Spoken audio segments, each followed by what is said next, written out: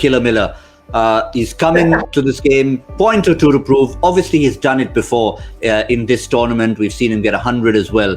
But on this occasion, yes, you could turn around and say maybe that third six or attempted six wasn't necessary. But he had identified that over.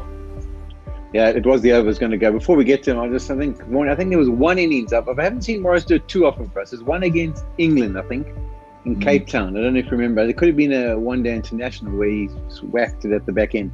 But he does have that ability, consistency-wise, he struggled with. At the start of the show, I mentioned about Miller in really good touch for South Africa against Pakistan in the one-day series. He looked like he was striking it as good as he has. He hasn't played a lot of cricket.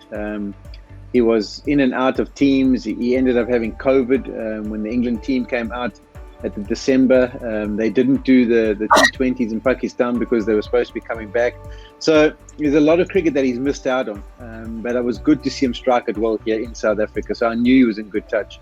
And that's always his strategy. He tends to wait for a particular over, much like what Chris Gayle does. You sort of identify your individuals, and then you try and put them under immense pressure. And I think he'll be disappointed at getting out to the one because it almost seemed like it was a slot delivery. Maybe his head was just moving too much at the time.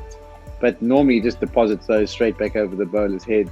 So he's also one of those guys that you could see when he was at the wicket with Tewatia. He's one of those guys who, especially with the young guys, they enjoy batting with him.